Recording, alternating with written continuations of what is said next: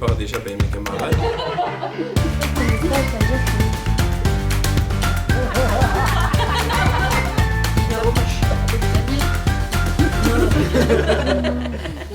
Bonjour à tous, je m'appelle David Osier-Lafontaine, je suis étudiant infirmier à l'IFSI Françoise Dolto à Aubonne, en première année, en fin de première année.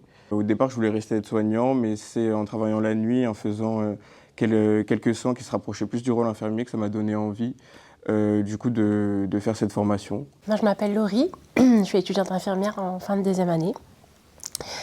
Avant, j'étais aide-soignante pendant 7 ans. Moi, j'ai toujours voulu faire le métier d'infirmier. J'ai juste fait passer d'abord ma vie personnelle avant de reprendre les études.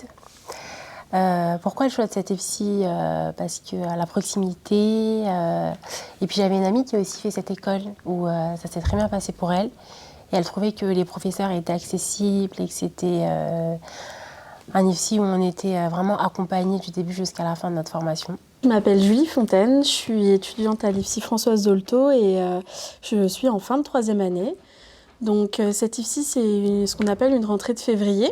Donc il y a des rentrées de septembre, des rentrées de février. Moi, j'ai choisi cette école parce que c'était un choix pour moi, en sortant du bac, de pouvoir avoir un temps entre juin et entre février pour travailler, pour pouvoir me faire une expérience professionnelle à côté. Je travaillais en grande surface, pas de lien du tout avec l'hospitalier, mais ça m'a permis d'avoir un contact aussi avec les personnes, etc. Donc moi, j'ai pas eu le même parcours que vous. Donc moi, je sors du bac. J'ai fait un bac STI2D avant, donc un bac technologique qui n'a rien à voir avec la santé. J'ai été pris dans 2 établissements, dont celui-là. Et du coup, pour les départager, j'ai comparé sur Google les nombres d'étoiles, les nombres des commentaires, etc. Et j'ai trouvé que cet IFSI en particulier était mieux noté. Je me suis quand même déplacé. Donc je suis allé voir d'abord celui-là, cet IFSI-là. J'ai remarqué qu'il était très beau, qu'il était, quand moi je l'ai visité, il était en rénovation. Donc en plus, il y a de la verdure, c'est pas enfermé.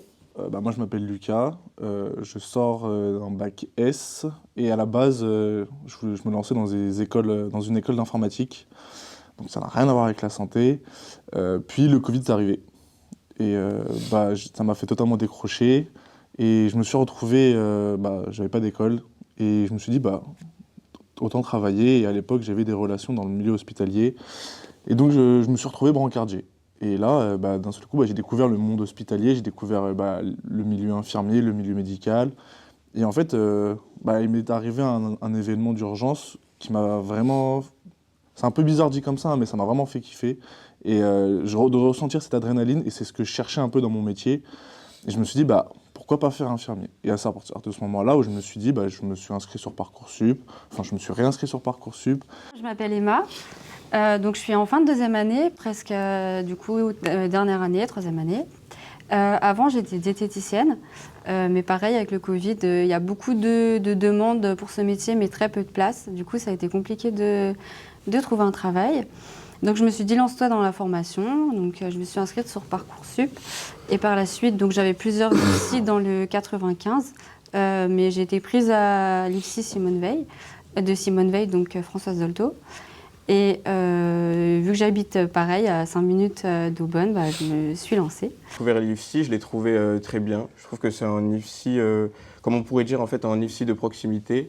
C'est-à-dire qu'on n'a aucune difficulté dès qu'on a besoin d'une information, ou que ce soit par la voie numérique ou même la voie orale directement, de s'adresser à quelqu'un, on a tout de suite un retour. Quand j'ai découvert l'IFSI Françoise Dolto, c'est vrai que j'ai ressenti un peu comme une famille. Il y avait vraiment un lien d'accompagnement, une proximité, comme disait David, où ça permet de... Quand moi j'ai fait les portes ouvertes, je me suis sentie tout de suite accompagnée et soutenue. Et c'est ce que je cherchais en sortant du lycée. Pas être perdue, parce que la formation, c'est 50% de théorique et 50% de clinique. C'est un challenge. Moi, ce que je dirais, en tant que mère de famille, moi je suis maman quand même de 2 enfants, je trouve qu'il faut pouvoir allier les études et la vie personnelle.